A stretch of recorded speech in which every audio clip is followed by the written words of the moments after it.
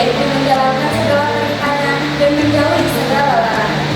Sholawat serta salam marilah kita hadiahkan kepada uswatun hasanah kita, yakni Nabi besar Muhammad SAW yang diutus ke muka bumi ini tidak lain dan tidak bukan adalah untuk menyempurnakan akhlak manusia. Teman-teman yang dimuliakan oleh Allah SWT, seringkali kita mendengar kata politik, bernegara, ataupun demokrasi. Kita menganggapnya sebagai urusan dunia yang terpisah dari agama. Padahal Islam adalah agama yang syar'i, yaitu menunjuk.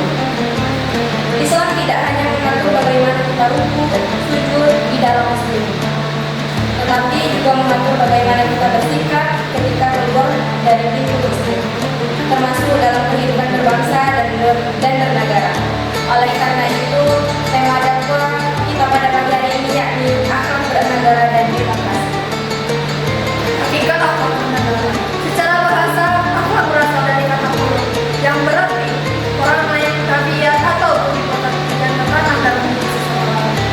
Dalam konteks bernegara, akhlak adalah pedoman moral dan etika yang mengikat kita semua, baik sebagai rakyat maupun sebagai pemimpin dalam menjalankan tanggung sosial. Negara-negara yang kuat tidak hanya dibangun dengan gedung-gedung yang mencukupi atau ekonomi yang kuat, melainkan dibangun dengan atas fondasi akhlak masyarakatnya.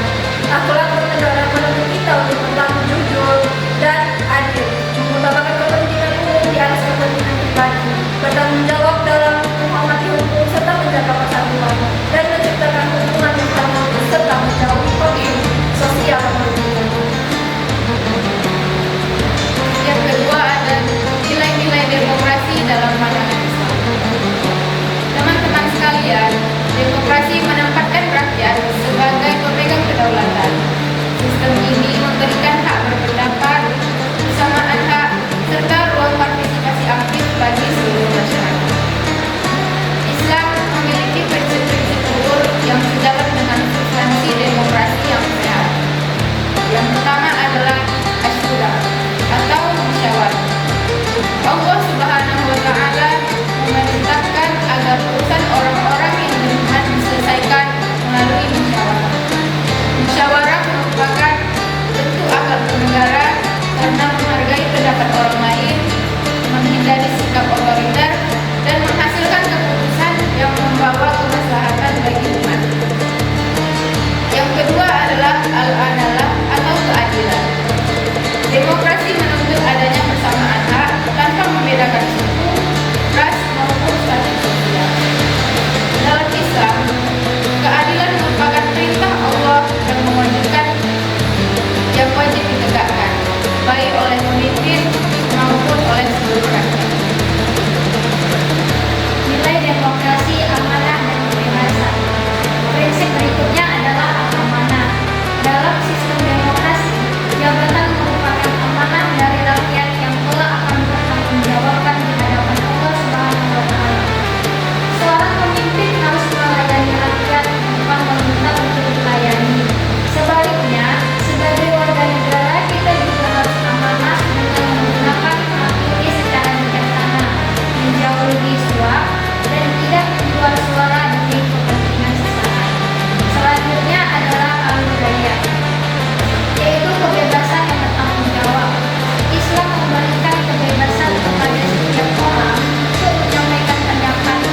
Namun, kebebasan tersebut harus dibatasi oleh nilai-nilai moral.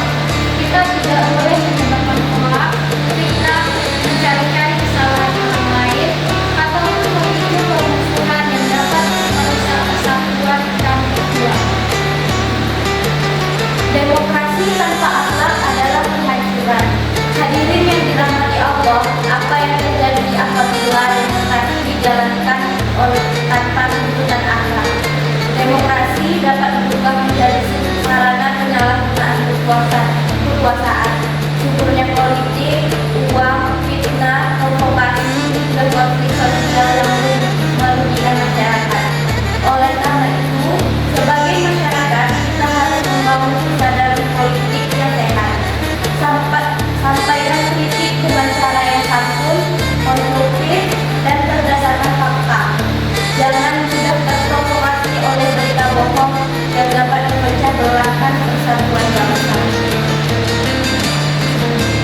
bagi para pemimpin dan pemangku kebijakan, jadilah teladan dalam moralitas, tegakkan hukum secara adil tanpa tebang pilih, junjung tinggi transparansi, dan utamakan kesejahteraan rakyat di atas kepentingan pribadi maupun golongan.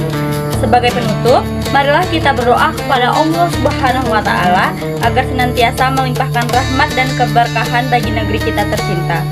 Semoga demokrasi di negara kita selalu berlandaskan akhlakul karimah, sehingga terwujud masyarakat yang damai, adil, makmur, dan sejahtera.